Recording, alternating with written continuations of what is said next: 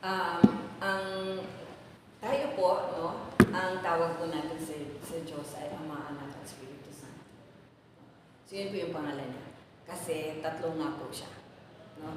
So although tinatawag natin siyang Yahweh, God, no? Pero ano talaga? Kasi pag inisa-isa natin, so yun po, Ama, Anak, at Espiritu Santo. Kasi tatlo.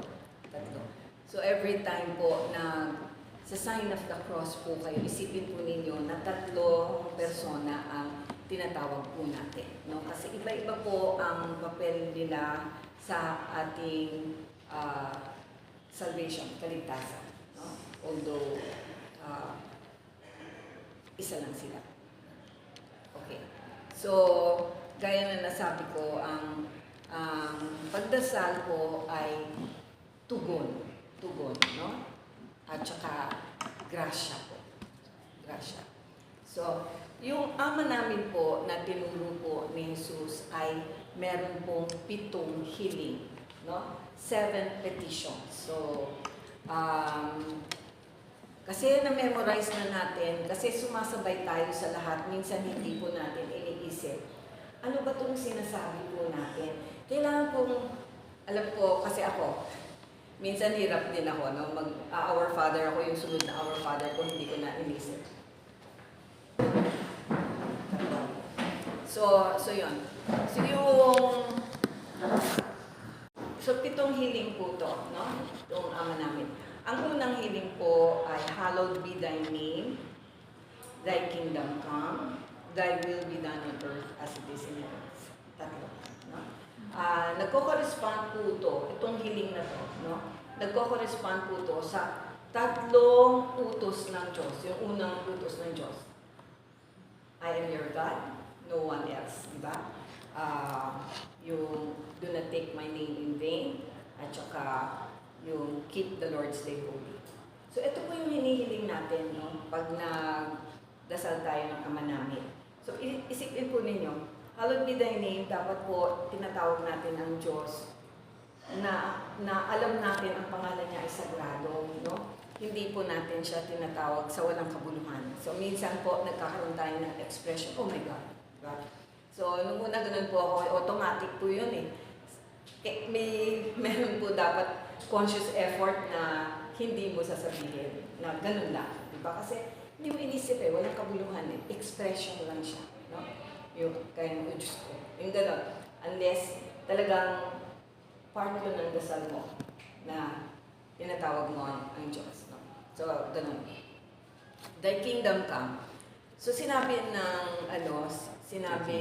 ni Jesus na dineklara niya the coming of the kingdom. So, nagsimula na po, no? Hindi nang lubos. Kasi, nagkatawang tao na si Jesus. So, ang hinihiling po natin na sana po ay maging lubos. Ano nang ibig sabihin nun? Na tayo po, no, ay sinusunod natin kung ano po ang tinuro ni Jesus. Para po ang ating mundo ay meron pong katarungan at meron pong kapayapaan. Justice and peace and love. Yun po yung yun ang hiling po natin, no? Pero alam po natin na wala yun. Wala yun ngayon sa mundo kahit na ituro na ni Jesus. Bakit?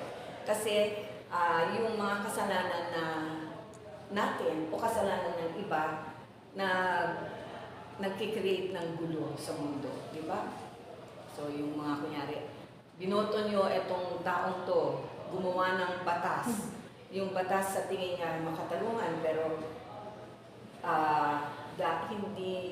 hindi naman kasi sarili lang niya, inisip niya, hindi siya sumunod kay Jesus. Ano? So ganun po yun. Thy will be done on earth as it is in heaven. So, tayo po ang hinihiling ng Diyos, sumunod po tayo sa Kanya. Pag sinunod po natin yung turo niya, ginagawa natin ang Kanyang kalooban. No? Thy will be done. So, pag naalala ko noon, nung usong-uso pa, nagsisimula pa yung mga charismatic, pag nagdarasal, sa dulo parating may hinihiling, tapos sa dulo sinasabi, pero ayon sa iyong kalooban. Kung gusto ng Diyos ibigay, maganda. Kung hindi, ibig sabihin, hindi mabuti para sa iyo. Ganun lang. No? So, yun po yung tatlo. Ngayon po sa mundo, matindi po ang labanan ng mabuti at masama. So, ito po yung tinatawag nating spiritual warfare. No? At bakit merong ganon? Dahil hindi po papayag ang demonyo na mangyari po ito. No?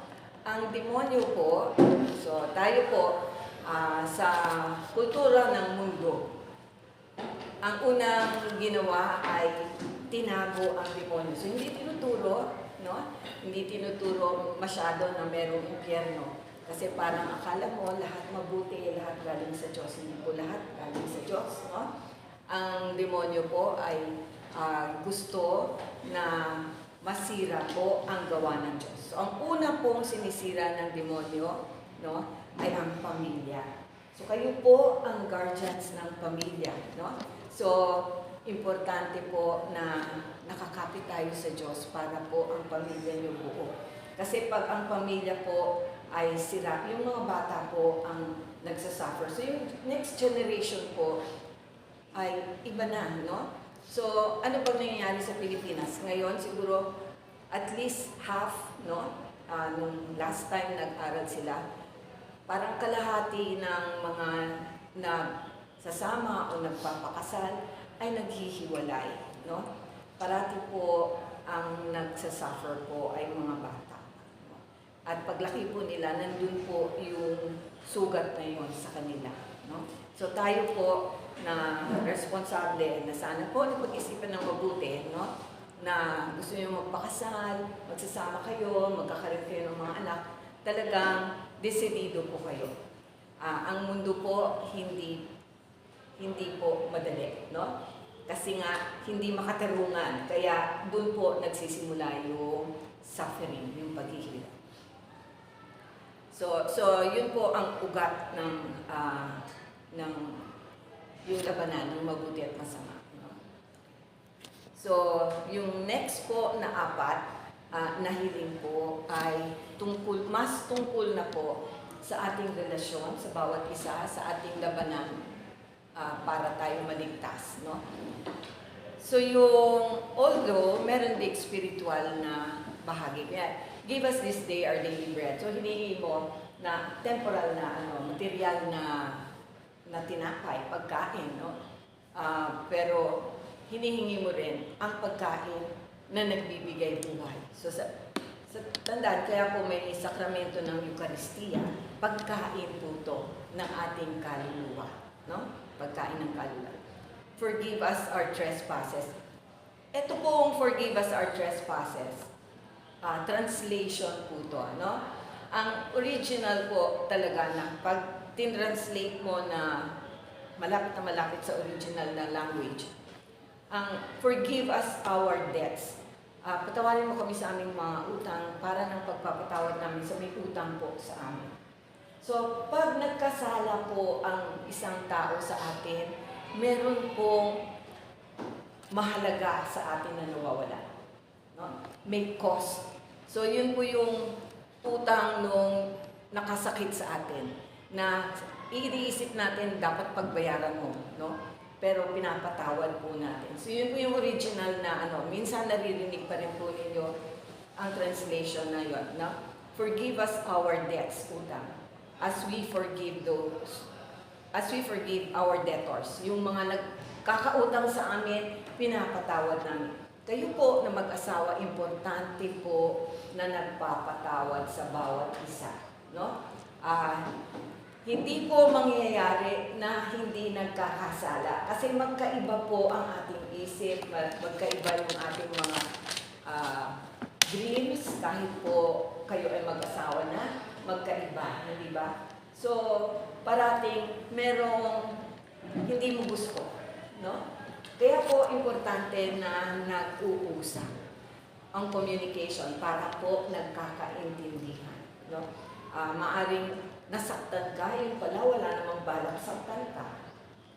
So yun po, very important ang communication, very important ang papatawad. Kasi pag hindi mo pinatawad, hindi ka man makikinig sa kahit anong explanation. At kung nakinig ka, hindi ka naniniwala, no? So, lahat po to, kailangan po ng tulong ng Diyos. No? Kaya kailangan po pinagdarasal na sana maintindihan ko, sana magkasundo kami, ganun po parati. Parati po kailangan ng dasal, no? Kailangan ng tulong.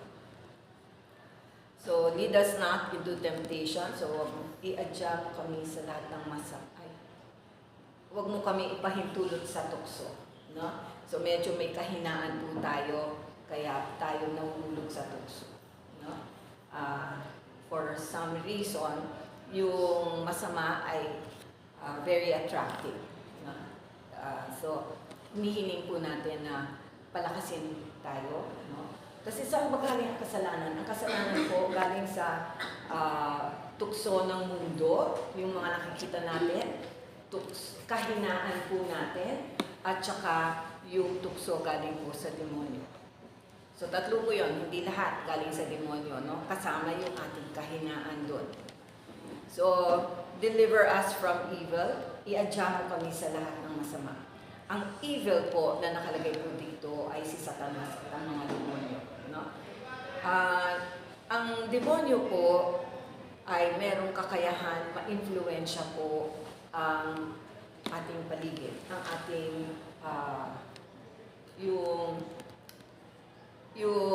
kunyari, kahit weather, no?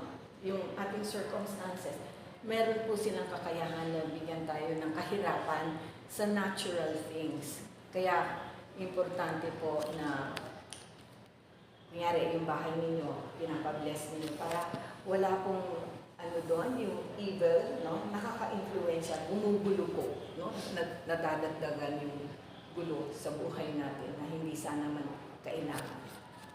So yun po yung ama namin na dapat po memorize po ninyo, intindihin po ninyo. Kung gusto pa ninyong mag-research, meron pong mga explanation po ng ama namin. Ito naman po. Ito po, ang ama namin ay perfect prayer. Kasi ito po ang tinuro ni Jesus. So, ganito po kayo. Ito yung modelo, no? So, kanina nung nagdasal po tayo, tinawag ko ang tatlong persona, no? Na nakakatulong po sa atin. At hiniling ko kung ano ang gusto natin mangyari dito. So, gusto ko na sana po bukas kayo para makinig. Bukas kayo sa mga sinasabi, bahala na po kayong i-process to sa tulong po ng Espiritu Santo. So yun po yung dasal. No? So sa lahat ng liturhiya ng simbahan, no, sa sakramento, dinarasal po ang ama namin. So may question po ba? Huwag po kayong mahihiya. Okay. So yun po, prayer. So, sabi natin, 4 na haligi, no? Babalik ko. So, ito po, no? 4 na haligi ng ating pag-aaral. Doctrine, Morals, Worship, Prayer, no? Yan po. So, tapos na po tayo sa Our Father, Lord's Prayer. Pupunta na po tayo sa doktrina. So, gaya na sinabi ko, ang doctrine po ay kailangan tanggap po natin. At ang pinakamaikling summary, no, ay ang Apostles' Creed, ang credo po sumasampalataya na dapat po memorize po ninyo, no? Kasi ang ating pinapaniwalaan ay iba sa pinapaniwalaan ng mga protestante, no? Kahit na sila ay Kristiyano, meron pa rin kakaiba, no? Kahit sa mga born again. Lalo na po kung hindi Kristiyano, no? Pero kailangan pong kumapit tayo sa Diyos. No? So ito po 'yon. 3 persona, iisang Diyos, Ama, Anak at Espiritu Santo, no? Ang unang artikulo ay sumasampalataya ako sa Diyos, ang mga makapangyarihan sa lahat, Creator of heaven and earth. Ang credo po, pag nandun kayo sa Manila, ang dasal po nila pag Sunday ay tinatawag na Nicene Creed, no? Isang version ng credo, tayo po Apostles' Creed. So yung Nicene Creed, pareho lang po sa Apostles' Creed, meron lang pong dinagdag. Kasi meron pong mga paniniwala ng panahon na yon na dapat sagutin. No? May mga heresy. So, ito yung Nicene Creed. No? Dinagdag doon, Creator of Heaven and Earth, of all things visible and invisible. No? So, lahat ng nakikita at hindi nakikita. So ano yung hindi nakikita? Ang mga anghel. Ang mga anghel ay likha. Ang Diyos po ay hindi po likha. Wala siyang simula. Yun po ang kaibahan. No? So ang anghel po ay spiritu tulad ng Diyos pero meron siyang simula. So yun yung invisible. Lahat ng visible, lahat po na nakikita natin, pati po ang universe, mga planets na kailangan pa ng special na equipment para makita. No? All things visible and invisible. So lahat po ng nilikha na Diyos na nakikita, kahit yung hindi nakikita, ay para po tulungan ang tao. Ang tao pong nilikha ng Diyos ay napaka-importante sa Diyos. No? Gusto niya mapunta po tayo sa langit. Ano ang dahilan na nilikha tayo para po mapunta tayo sa langit? Kailangan lang po may effort tayo.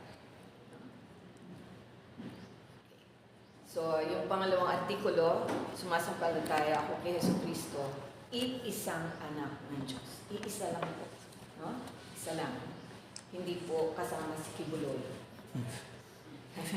Sabi niya, anak. At tayo po, inaampon tayo ng Diyos bilang anak, sabi niya. No? So, special na relasyon yun. So, I believe in Jesus Christ, His only Son, our Lord. Pag sinabi natin na naniniwala tayo kay Jesucristo, dapat maniwala po tayo na si Kristo po, si Jesus po, ay naging totoong tao. No? Totoong tao. So, meron tayong kapistahan ng Annunciation, papahayag ng Anghel Gabriel na si Maria ay magiging ina ng Diyos. Alam niyo, nung panahon na yon, alam naman nila na magkakaroon sila ng Messiah, ng Kristo, no? At hinihintay nila yon. So ang sabi nga, ang mga dalaga doon noon, ang mga dasal nila ay sana ako ang maging nanay. Mukhang parang espesyal kasi hindi nila lubos na intindihan, no? Kahit na may mga propesya, iba yung pagkaintindi nila sa papel sa buhay ni Jesus, no? So, pero kaya yun yung dasal nila. Tayo po, ang dasal po natin ngayon sa panahon na to ay Ama namin. Alam natin magkakaroon ng panahon na matatapos ang lahat ng hirap dito at magkakaroon tayo ng kapayapaan.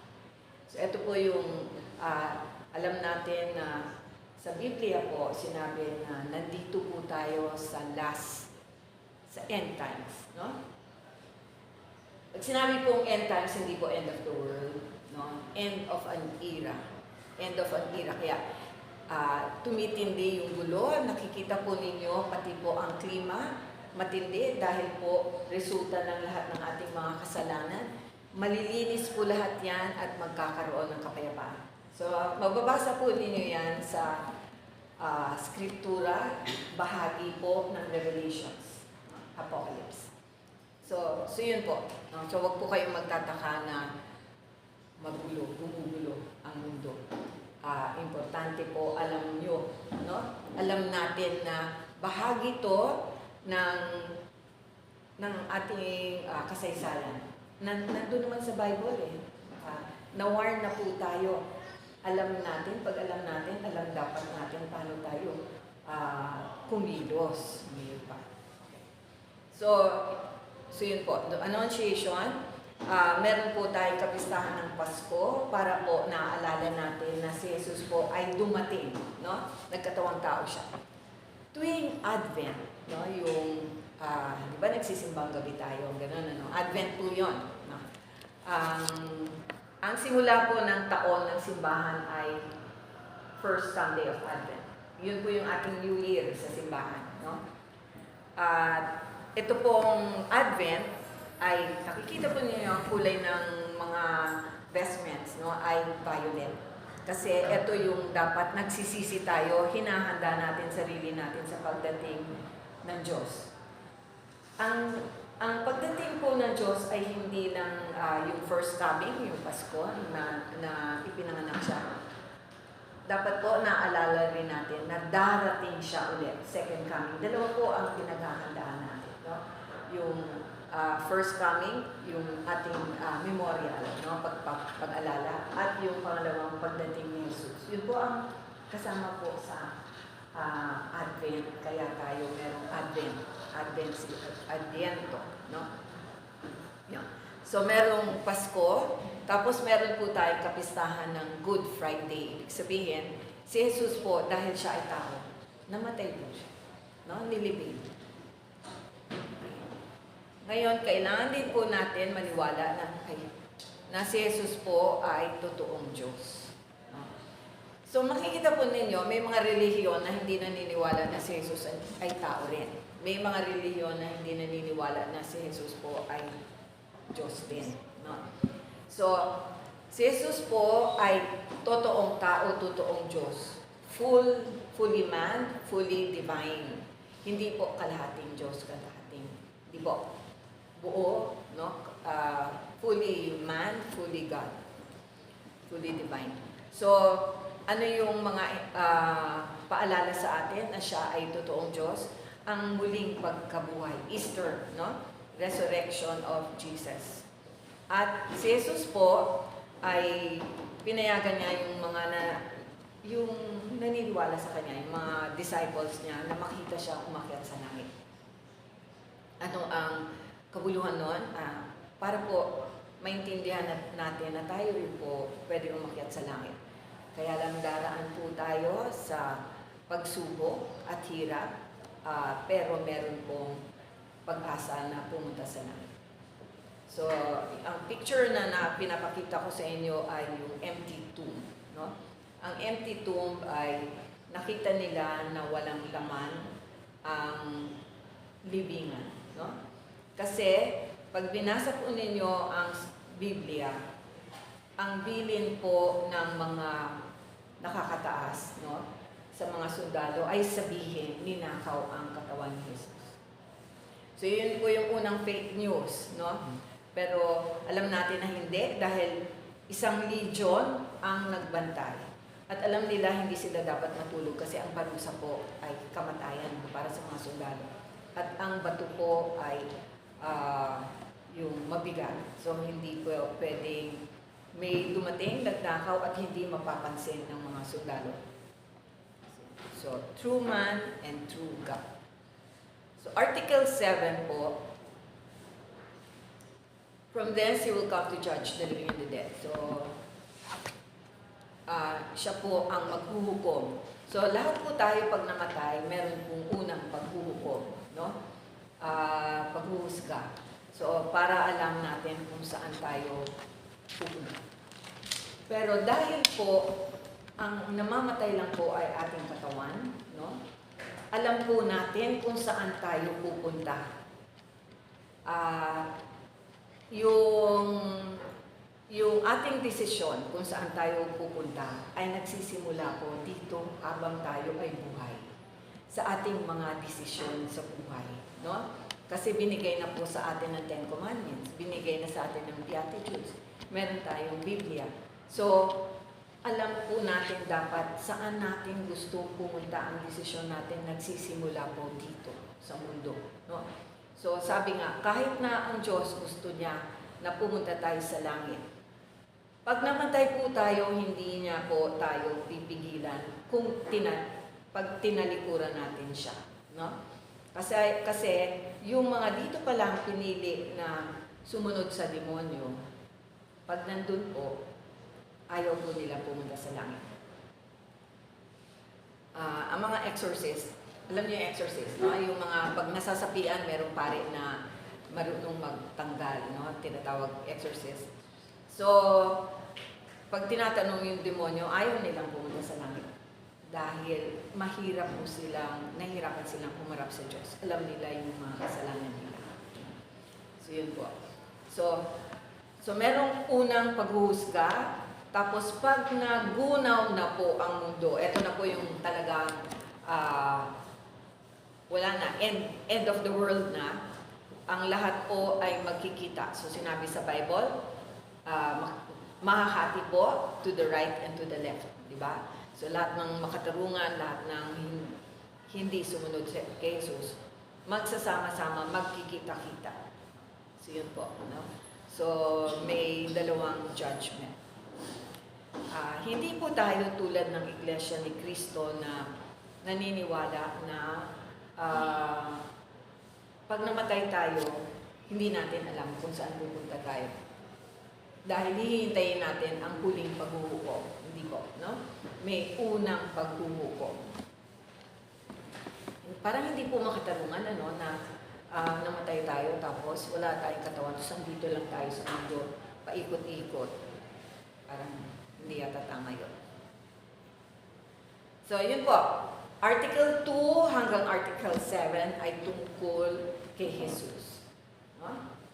So, Article 8, kasi sabi natin 12, kaya po tinatawag na Apostles' Creed. 12 yung Apostles, 12 ang Articles.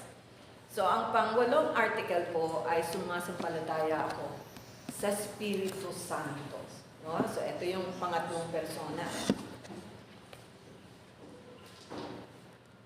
So, ito po, pag nakumpilan po kayo, ito po yung, ang Espiritu Santo po mababa sa inyo, nagiging personal na Pentecoste po natin, ang kumpil. So, ang Espiritu Santo binibigay naman po sa atin sa binyag, pero sa kumpil, nagiging ganap ang mga grasya galing sa Espiritu Santo. So, sumasampalataya rin tayo na meron po simbahan na itinatag si Jesus, no? Ang simbahang Katolika. Ibig sabihin po ng Katolika, universal. Ibig sabihin lahat po ay ini-invite into the church, no? Catholic, Apostolic.